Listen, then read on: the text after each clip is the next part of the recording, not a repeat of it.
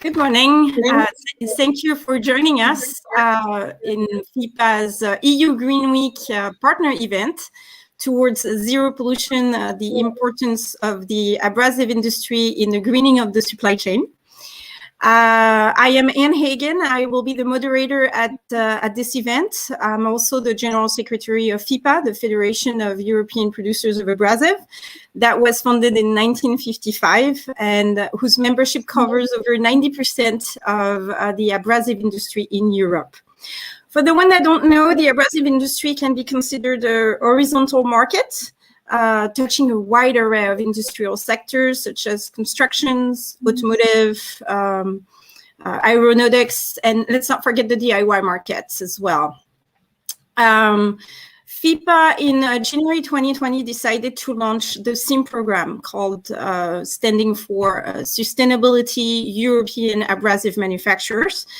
And it was with the vision to actually ease the abrasive manufacturers and the member of its supply chain into systematically improving the sustainable manufacturing process.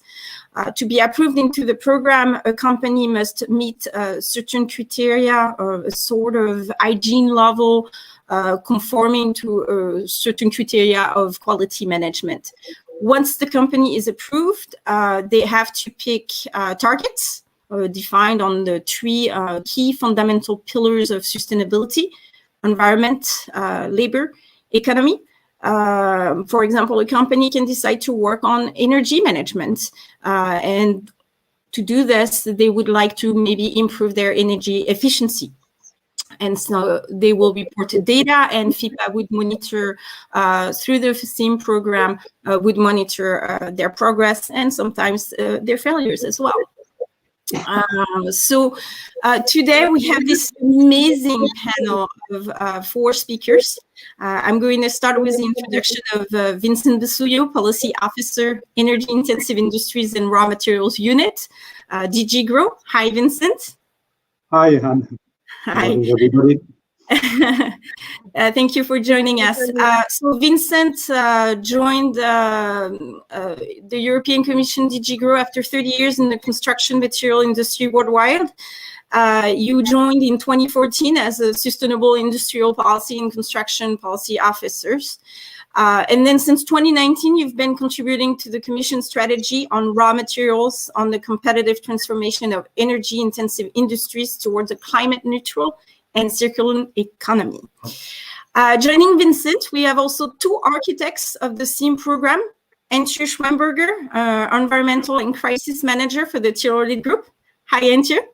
Good morning. I'm happy to be here. Good morning. Glad to have you here.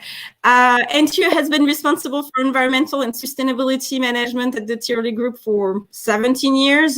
You are also a member of the Global Business Community Management Team. And part of your function also is to be really active at FIPA levels, especially in the HSE Commission, the Health, Safety and Environment Commission, which you've been a representative on behalf of TYROLIT since 2005. As a founding member of SIM, TYROLIT has appointed you, delegated you to be the experienced expert involved at the SIM program level as well. We have also Xavier Orlhac, Vice President EMA, Saint-Gobain Abrasives. Hi, Xavier. Good morning, Anne. Good morning, everybody. Hi.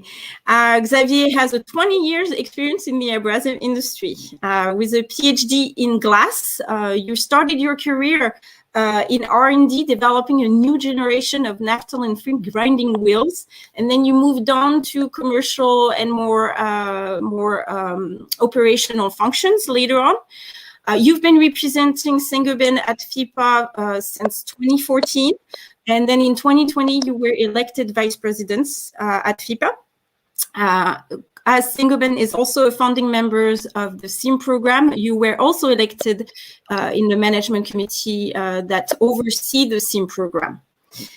Last but not least, we have Tomas Babicky, European Affairs Manager at European Rental Association. Hi, Tomas. Hello, Anne. Good morning, everybody. Good morning. You are representing the equipment rental industry, and you will be presenting us another example of a sustainability initiative within the supply chain.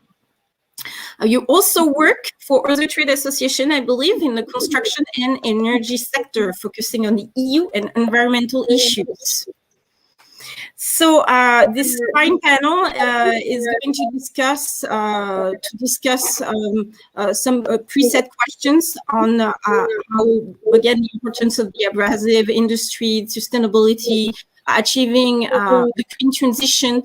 But first, we are going to hear a presentation of Vincent Basuyau on the European Commission's initiative in helping European industries achieve this green transition and sustainable production, especially in view of the recently updated EU industrial strategy. Vincent? Yes, thank you very much, Anne. Indeed, I will give you a report about this industrial strategy update, which was released recently.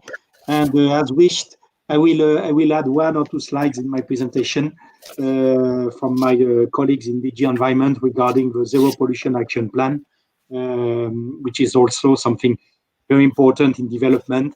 And I know that this topic is widely dealt with during this Green Week in many events. So maybe let's start with my PowerPoint, Michael.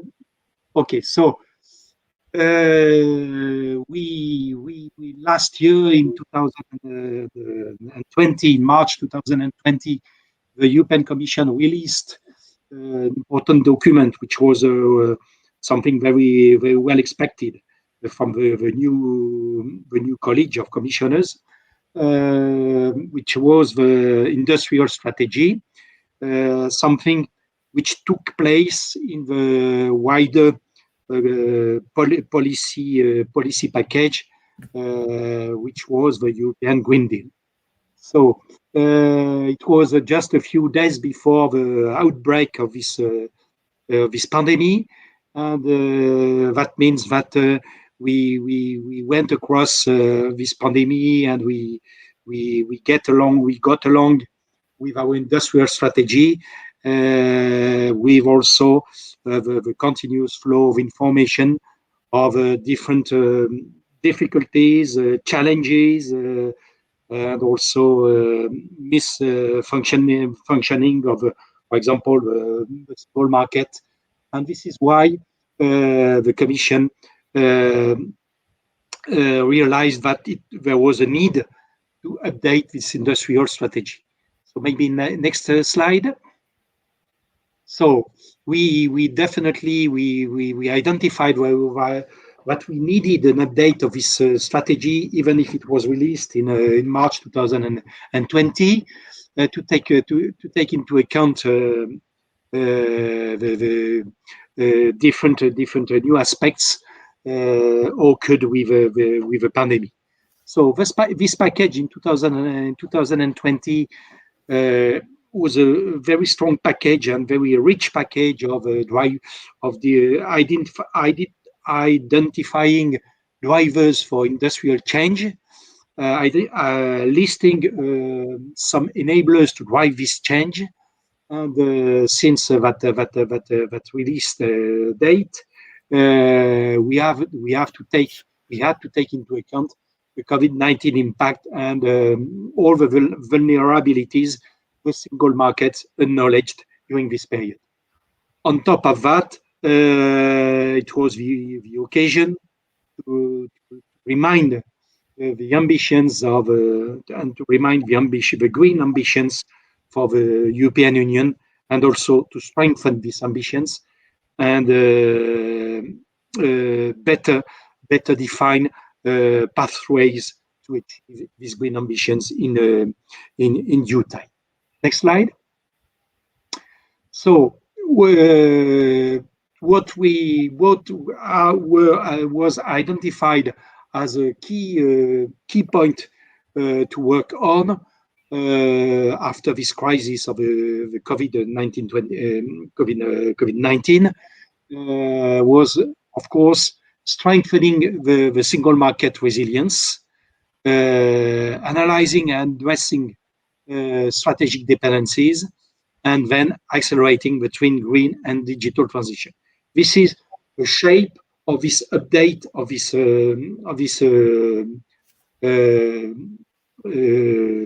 industrial strategy update. We know that the crisis has strongly affected the EU economy and exposed the interdependence of global value chain. It has also demonstrated the role of globally integrated and well-functioning single market.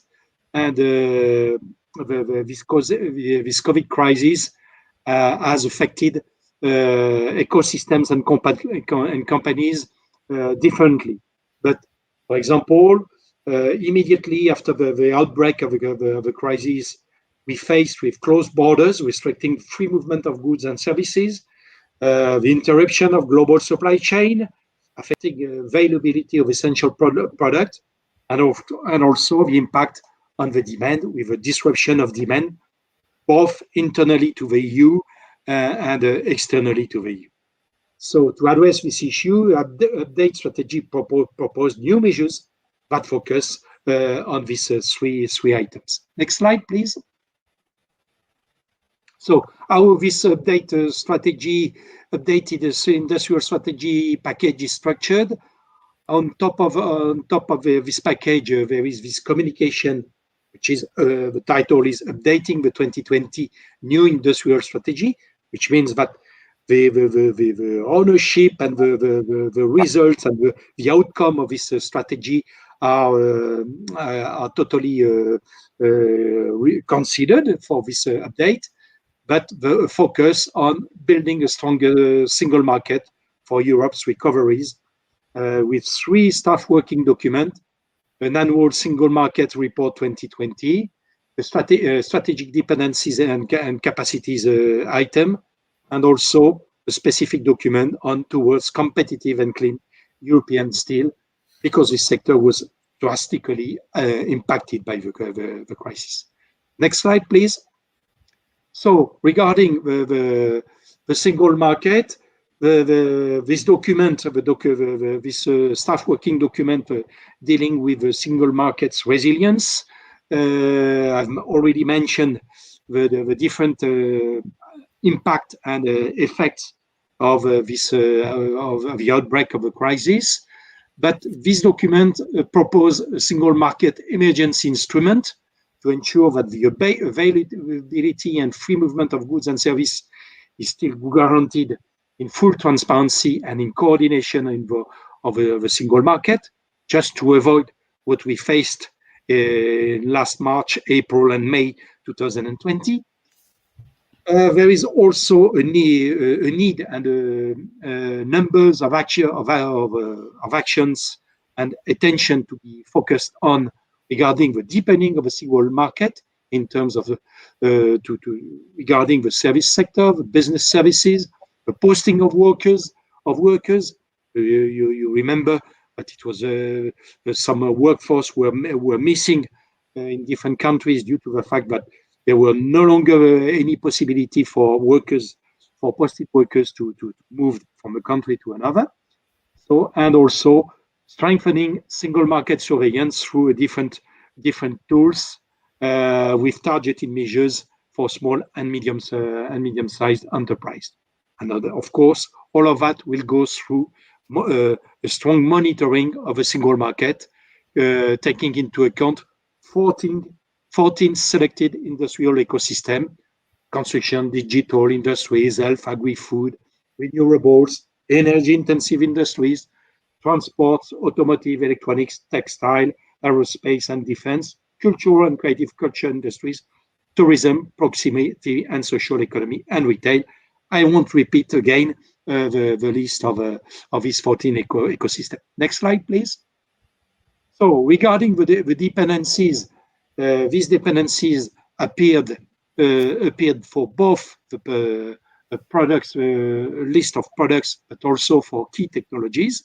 And we saw that there was a lot, several ecosystems and industrial value chains which were endangered due to the lack of due to the disruption in terms of supply chain of products, but also in terms of availability of some key technologies and strong dependencies in this field.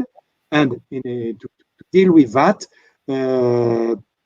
there is a new approach, an open strategic autonomy to be put in practice, which is at the heart of the industrial strategy from the European Union. And it's based on different tools. First of all, continuously monitoring of this continuous monitoring of the strategic dependencies. And we are considering 137 products in sensitive ecosystems. And these have been selected from more than thousands of products, and there is also in-depth analysis of 6 strategic areas where the have deep dependencies, such as raw materials, batteries, active pharmaceutical ingredients, hydrogen, semiconductors, cloud, and edge technologies. Next slide, please. So, from these lessons, there were this update industrial strategy proposes a certain number of actions, such as ensuring periodic review of strategic dependencies and monitoring the risk, explore stronger partnerships with several parts of the world to be less dependent from, for example, a single dependency with China, and also introduce new industrial alliances beyond the batteries and hydrogen alliances which have been already developed, and this will also be made more effective with the support of the development of new IPCEIs, which are very strong tools to develop new ecosystems, new innovative ecosystems, with put in common of state aid, European Union aid, and also private investments in order to accelerate the uptake of these new technologies. And there is also horizontal measures to support EU leaderships. For example, something which is frequently forgotten, which are standards, European standards, which are an important part of industrial leadership for key players. Next slide, please. Next slide, please. Can we move on? Yes, thank you. Okay. Another important aspect of this industrial update, as mentioned, the second one is accelerating the twin green and digital transitions. You remember the industrial strategy of 2020, and it was important to reassure that this twin green and digital transition policies won't be given up, and beyond that, strengthening these policies and making them more real, accelerating them, and also making them clear, more in a clear way through the development of transition pathway. And this is why we are developing this Fit for 55 package in order to make this green and digital transition real in due time. With, as you know, the milestone, the important milestones of 2040, with minus 25% of CO2 emissions compared to 1990, in order to reach the carbon neutral economy by 2050. Next slide, please.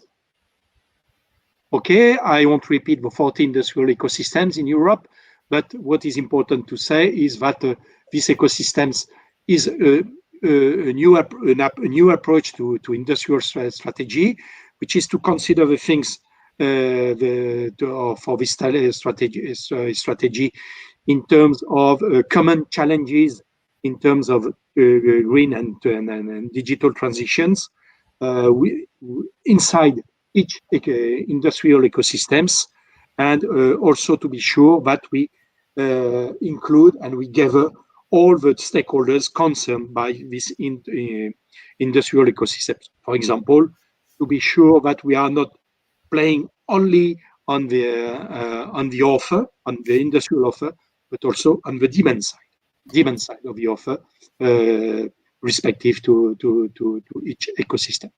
Next slide, please. It's now time for me to mention what I said in the introduction, which is the Zero Pollution Action Plan to 2050, which is currently in development by our colleagues from DG Environment, who are chef de file of this important policy. And I used this slide.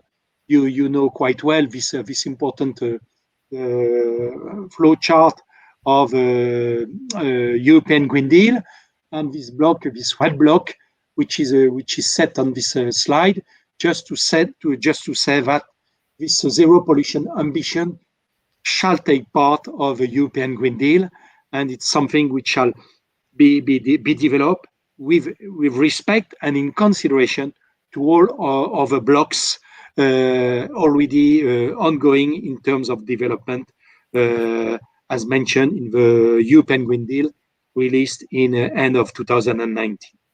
So, next slide. So what I won't develop in details these zero pollution policies because it would take a lot of time, and something which is developed in other presentations from my colleagues.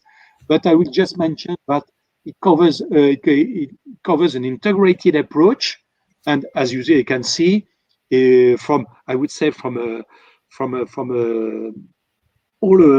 the cycle of the economy, from mining, from extractions of raw materials, from getting energy and transporting raw materials, products, waste, industry where the products are manufactured, and the consumptions and products, and also without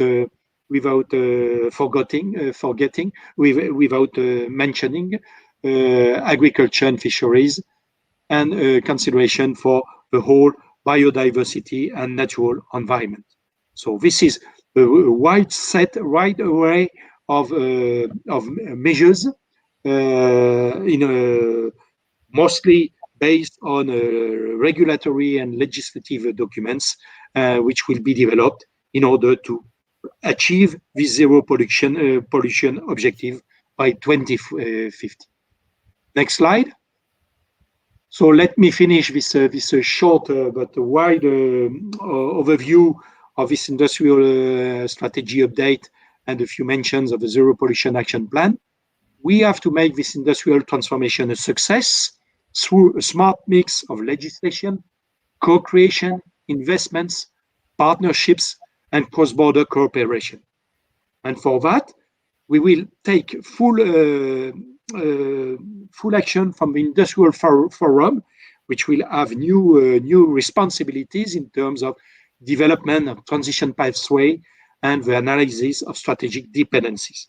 So this Industrial Forum, where European Union actors, policymakers, member states authorities, but also all the stakeholders from the private sector, the civil society, and the key industrial players will contribute very efficiently.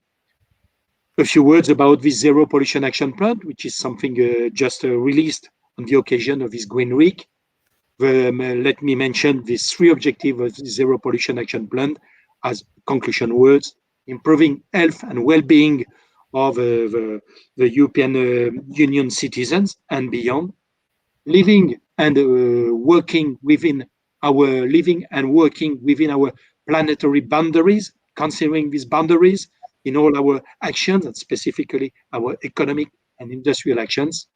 And for that, working towards zero pollution from production and consumption, which definitely concerns all of us as industrial players, but also as consumers. Thank you very much. Next slide, maybe with the different links where you could find more detailed information. Thank you very much. Thank you, Vincent, for this presentation. We will make your presentation available at the end of this event. And indeed, towards zero pollution from production to consumption, and production is very important, and this is why we are here. So now I'm going to address this question to Antje and Xavier, who are representing industry in a way. What are the challenges, Antje, of the abrasive industry with regard to the green transition, and in particular in achieving the zero pollution goal? It's a great question. I think zero pollution is a really big vision, as we all know, and I'm sure that not only we as abrasive branch have really a big respect about the needed work behind, because there's a lot of work behind. In history, success of production companies was shown with emissions, products, waste, smell, smog. The chimneys really had to smoke visibly to show that you are successful. We all know these pictures of industrialization in the 19th century. But since some decades, we really had to learn and think in a totally different way. As abrasive manufacturers, we can mainly go with two headline actions to help to achieve the zero pollution vision for 2050. First and primarily, I think the chemical strategy for sustainability. And second, with revising measures to address pollution from large industrial installations. Although the designation large installation does not really apply for us as abrasive manufacturers, because we don't fall under the EID plant guideline. But we still feel a big responsibility to improve our impact. But to ensure that the whole European abrasive industry is working in the right direction, we created SEAM. And Anne already told us the pillars behind. Where we have a real big focus, beyond a lot of others, a sustainable chemical management. And with our evaluation system, which is really open to have projects inside, but with still very strict approval requirements. We foster development of forward-looking ideas, especially in the areas of substitution and circular economy. But we don't want only to evaluate the sustainability, because we really want to create success stories. We want to have lighthouse projects that we really can increase awareness and accelerate the implementation of zero pollution projects and targets. And this is really an intrinsic part of our program, that we want to support all our members with the competence of our experts, that we really can achieve the maximum of sustainable development for the future. Thank you, Antje. I think this is interesting, because indeed there is an evolution of what we consider success, an industrial success, and that has drastically changed over the years. To modernize, we really, industries in general must adapt to new requirements. Xavier, what do you think the challenging of the abrasive industry are in achieving this zero pollution and the green transition? What do you think from a Saint-Gobain perspective? Yes, thank you, Anne, for this question. I think the challenge that the abrasives industry is facing is probably the same as many other industries, and I think that I would split probably those challenges in two major categories. Number one is on the operational side, and the second one on the organizational side. First of all, on the operational commitments, I think there is. This is about committing, and I think that the entire industry, and especially the abrasive industry, has to commit, and we have to reduce, then eliminate our impact on the environment. This is about CO2 emission, but this is also about water discharge, about resource and circular economy, about packaging. I think that in each of those categories and others, we can measure, and I think we have to set objectives. And actually, you know, Saint-Gobain, as an international company, has committed in many of those areas to be able to, again, to engage the organization and to measure year after year. You know, it's a long process that we're engaging, and to measure year after year our progress to the zero pollution. As you probably know, Saint-Gobain has committed to reach the zero net carbon emission by 2050, with an intermediary objective to reach minus 33% of direct and indirect CO2 emission by 2030. But we have also committed on other areas like 80% reduction on non-valorized production residues by 2030. To reduce the usage of virgin raw materials, we have also committed to have 30% of our raw materials coming from recycled products by 2030. It's also industrial water. You know, we committed to reduce by 50% the water withdrawal and completely eliminate discharge of industrial water to drought areas.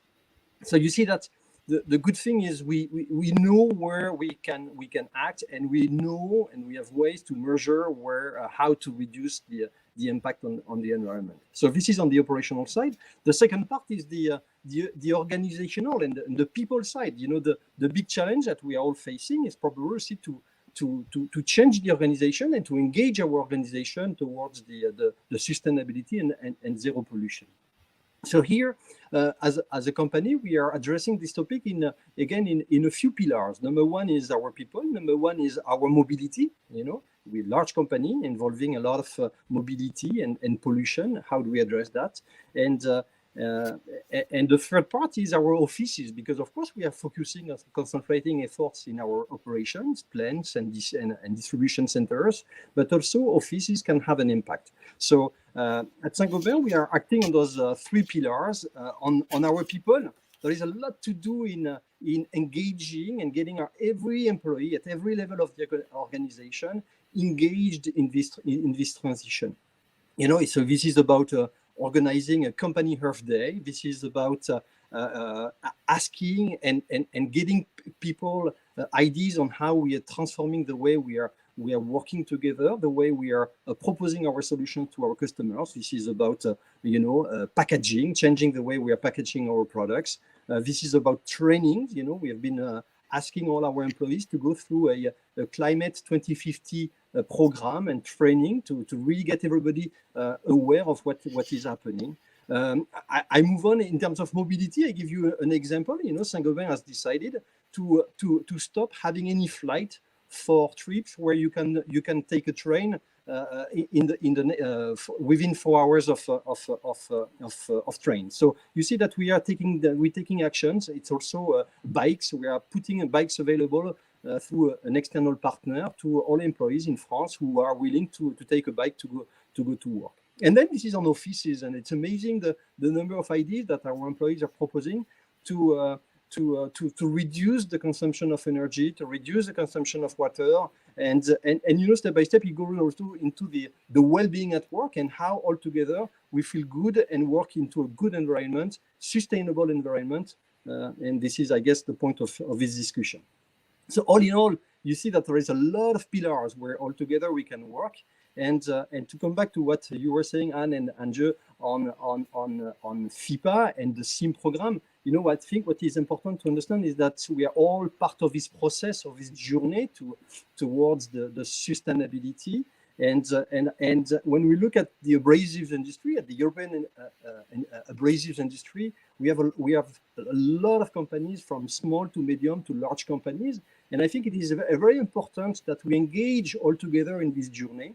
We are not going at the same speed, and I think we can learn from each other. And I think that the SIM program is a fantastic program to embark everybody in this process. And it's especially a great program because it involves the different pillars. We were talking about the environment. We were talking about the social or the economical part of the sustainability, and SIM has structured the progress into those three pillars to really let every company decide where they can start the process of moving into a more sustainable business. Thank you, Xavier. I do retain a lot of different ideas here, but especially the word people and how people can help us actually change. And it starts from a company perspective, the consumers, and being part of this will help us actually achieve the sustainable goals of the abrasive industry. Tomas, I'm turning to you now. I know from your standpoint, what are your own sustainable initiatives? Yes, thank you. Thank you, Anne. So I'm going to talk about our sustainability program called Sustainable Supplier Framework, which we created for our suppliers. But to give you a bigger picture first, you know that the equipment rental industry is a part of a larger construction value chain. And equipment rental companies are regularly audited by their customers. So that's mainly construction companies, right? And rental companies, they get repeated questions on their suppliers, such as the equipment manufacturers and other suppliers, for instance, from the abrasive industry. So this is one of the reasons why the equipment rental industry in Europe is really committed to responsible business practices and high standards in sustainability. And this is why we created the Sustainable Supplier Framework. So what it really is, it's a template. It's a template for self-assessment of suppliers to rental companies. And it can be used as on a voluntary basis. Can be used by rental companies as their code of conduct for suppliers.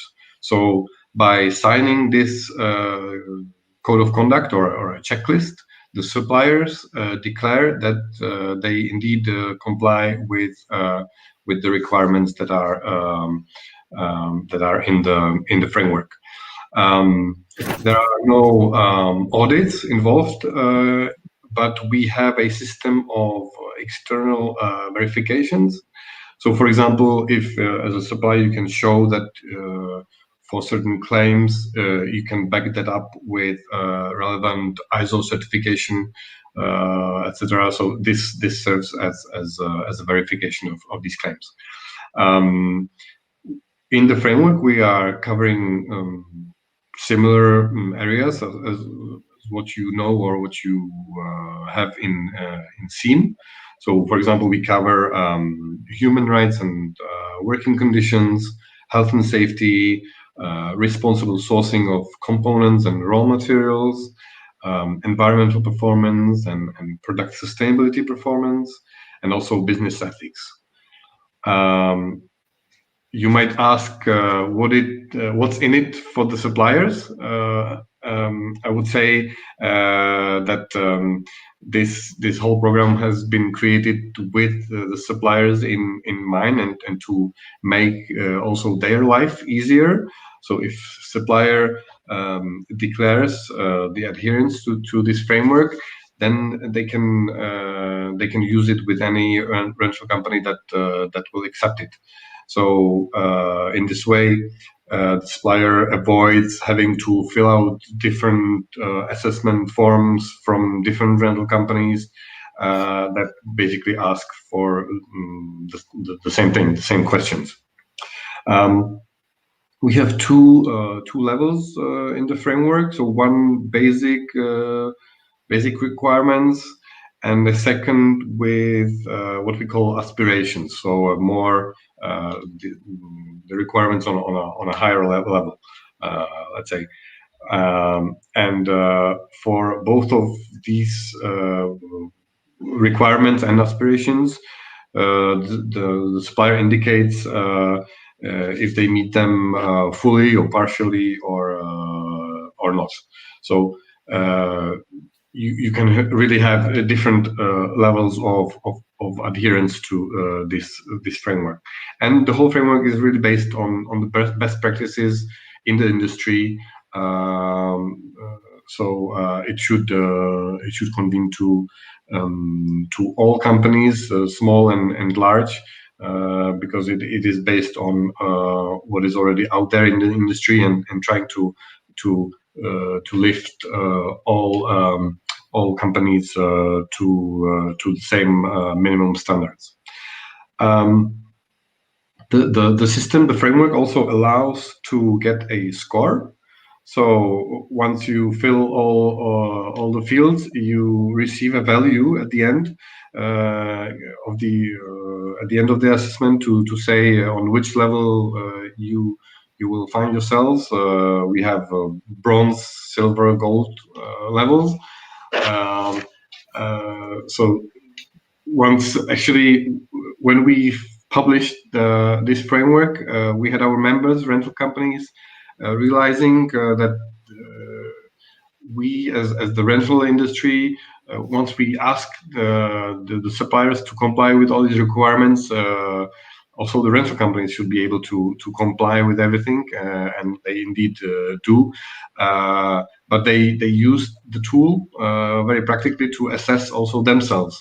So it helped not only to assess sustainability of suppliers, but also the companies, the rental companies themselves. So it can have impact in sustainability in both sectors. The whole framework is, as I said, is based on a collection of best practices of the leaders of the industry, and the requirements are based on international standards. So it should be quite future-proof as well. We've published a framework as a free tool. It's on our website, so anybody is free to use it.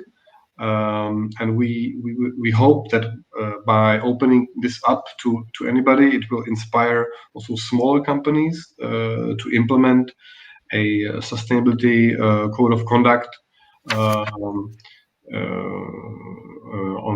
their level. So we encourage all companies that supply the rental industry or rental companies to join this program. And I'm happy to take any questions if there are any.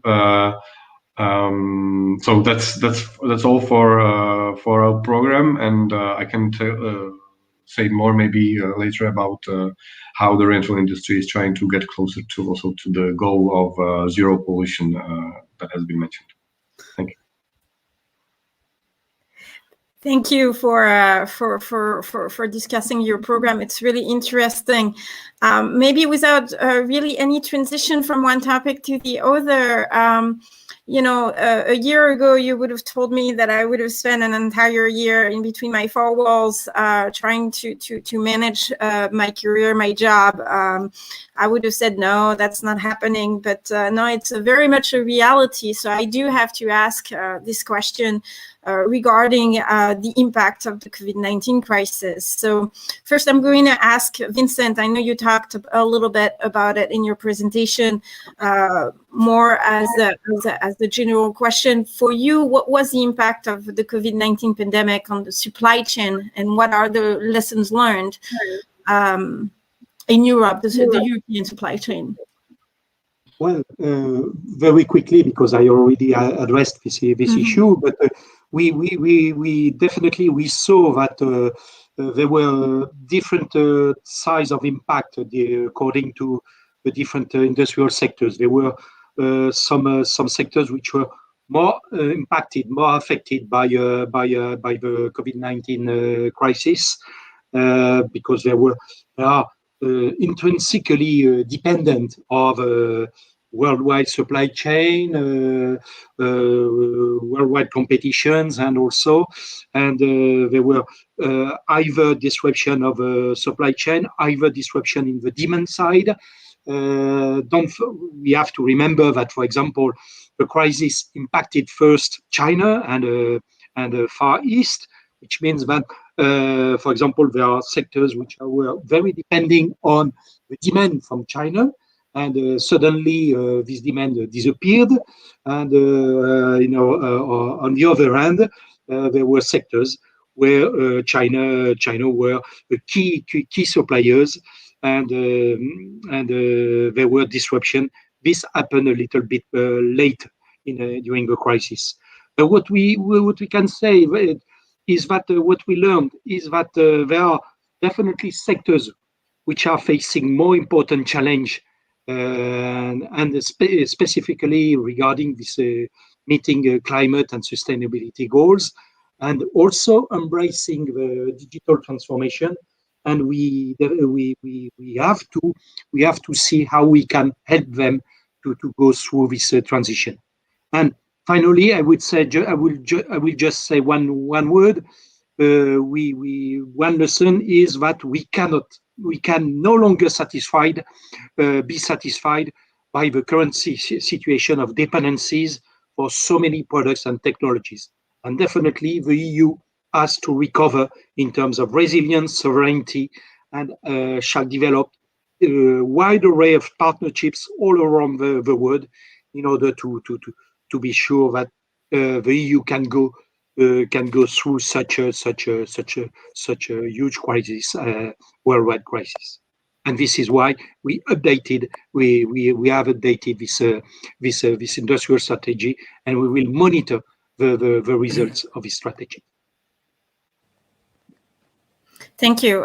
Dependencies, sovereignties are two very strong words.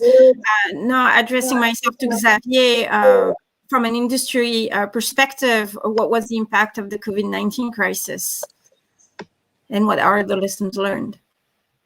Yes, thank you, Anna. And I will echo what Vincent was saying. As an international company, we see three major, I would say, macro trends that have been accelerated by the COVID-19 crisis, and that we believe will remain after this pandemic crisis. Those three macro trends are: the world is becoming more local, more digital, and more sustainable.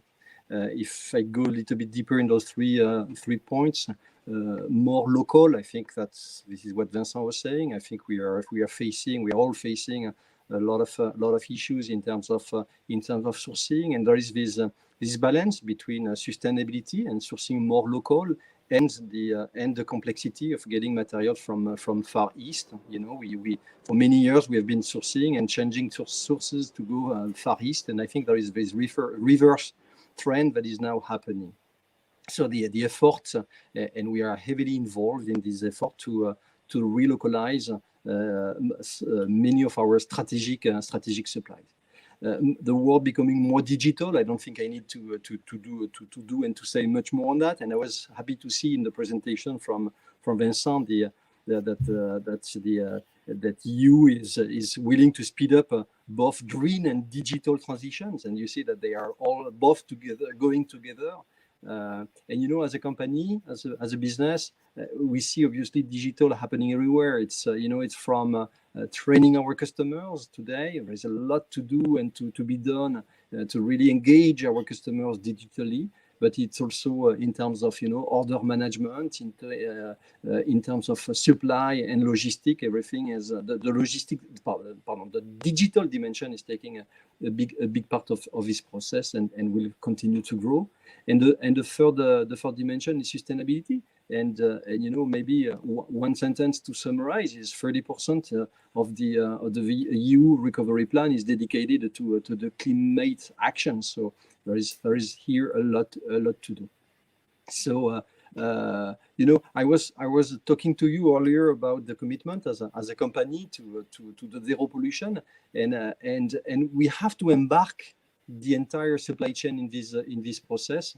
And we have also committed as a company to engage our suppliers upstream, downstream, and we have this engagement to reduce the CO2 emission of our supply chain by 16% by 2030, which is happening quite soon.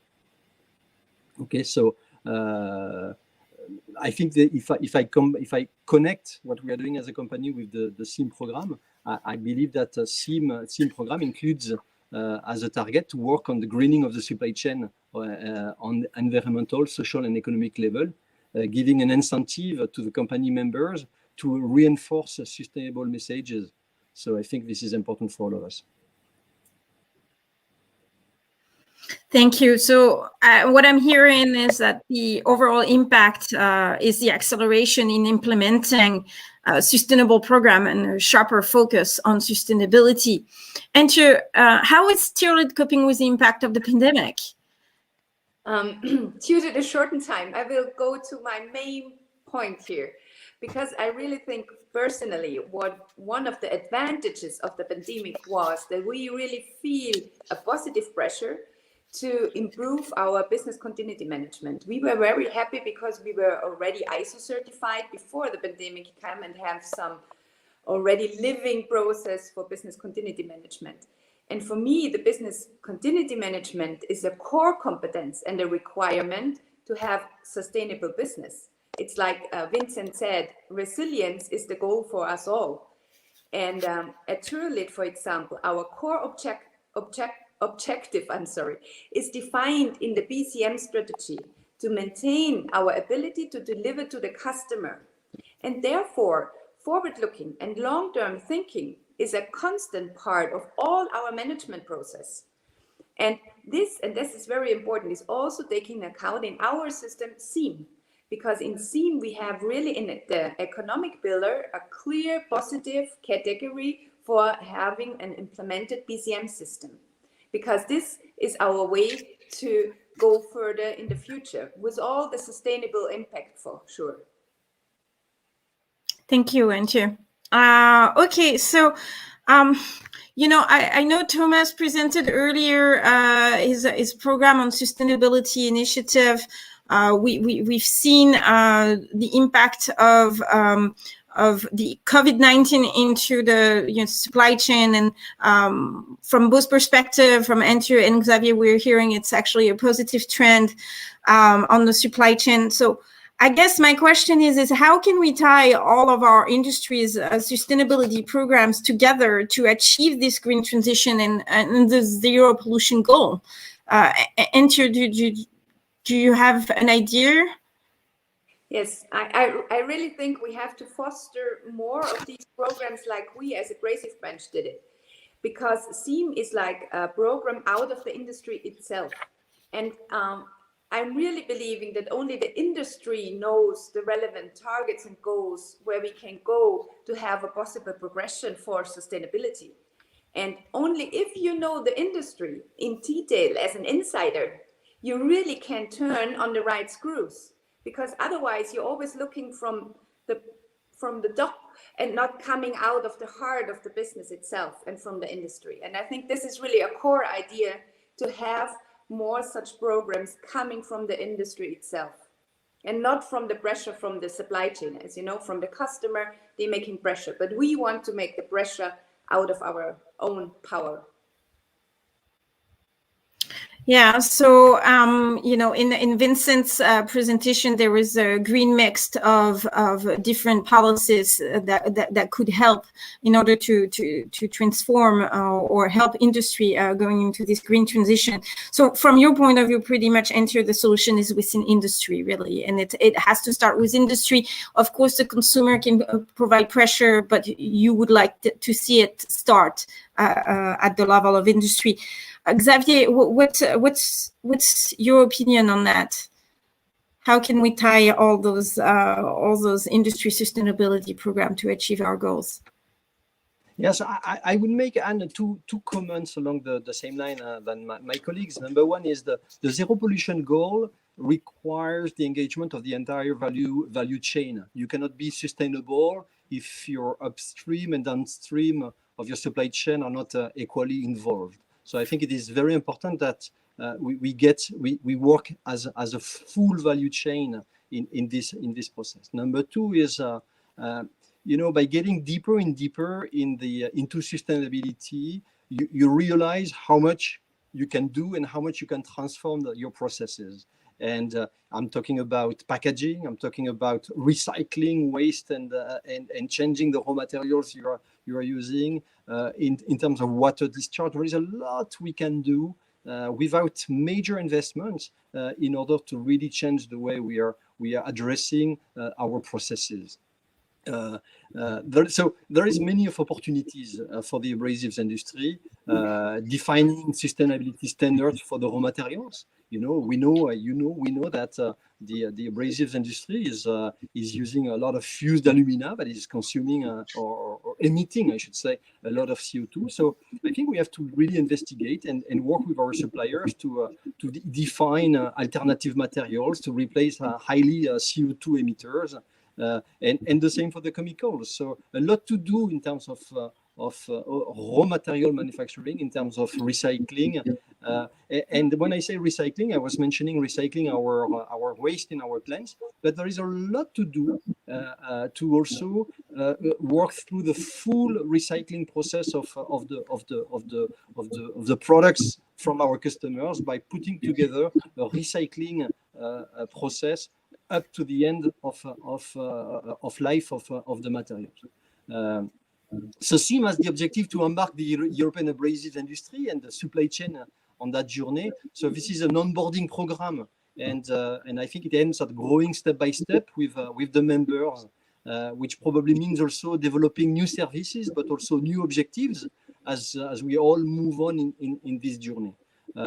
So SIMS is working at getting a recognized name and value in the market, providing to the industry, providing that our industry is adapting and differentiating thanks to a very strong position in sustainability. Thank you, Xavier. We have 2 minutes left and 2 questions and very important interventions. So I hope that the audience will stay a little bit longer. Tomas, based on what Xavier is saying, how do you see your sustainability program integrates into the SIM program? Yes, well, I would agree that each and every industry has to do its homework. And sustainability programs such as SIM or ours are a very good step in a longer process.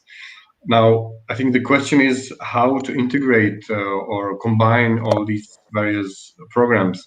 And I would say that communication and cooperation between industries is needed, or within also one value chains. But really to achieve some common minimum standards across different industries, which would create some kind of level playing field. For that, we might need a legislative framework, and we know that the EU is already working on this quite heavily. And I'm now speaking about EU initiatives such as the Sustainable Product Initiative, or the EU taxonomy, or the EU roles on corporate governance. So we'll see what that will bring. Vincent, you heard all the presentation. I think Tomas made fair points that the EU was already working on a lot of different pieces of policies in order to strengthen and encourage this green transition. What would the European Commission, in your opinion, recommend to industry to connect all these sustainability programs? Well, it's a very, very, very intense and very wide agenda in terms of transition for the industry. But of course, it's a matter of involving the whole stakeholders, the whole partners of any industry, of any company, within a wide consideration of the ecosystem. Definitely, what I've heard from the different speakers and different témoignages which were said, I do appreciate what is said. This need for cooperation, but also this need for involving the workers, the workforce, employees, everyone, the consumers, this is absolutely essential in terms of developing this transition. I will just put a question. What would be the cost of doing nothing regarding the different challenges we have in face of us? You mentioned that I had a long record in the industry, indeed, but this is why I would put a question. Would we be? What would we say if we were working, if we were dealing with a working environment without consideration for health and safety? What would we be ready to still buy non-quality products? Would we be ready to see industries and economic actors not considering the environment, respect for local communities? So today we face this climate and greenhouse gas emission, this climate impact challenge, and this zero pollution. It's a new one, but it's also a pathway to a healthy planet for all, which is I would say the motto of this policy. But all of that should develop a level playing field. We shall not be too naive, of course, but we can be sure that the need for all this improvement in terms of environment, in terms of health, in terms of quality, in terms of climate neutrality, are things which are shared by all around the world. And this is why the Sustainable Development Goals have been adopted in 2015. And at the end of the day, I would say Xavier mentioned the case of recycling waste all across the supply chain. We have this concept of circular economy, which is something very, very, very important. And definitely, we should deepen this circular economy to the highest level, and this will definitely give an answer to a lot of the challenges we face. And final word: circular economy. It's always a matter of partnerships. It requires the contribution of all single actors all along the supply chain, all along the production and consumption chain. Thank you. Thank you very much. So thank you to the speakers that gave us some of their time this morning. Really appreciate the audience also that tuned in. And thank you. If anyone has a final word, we will end this meeting. Thank you. Thank you.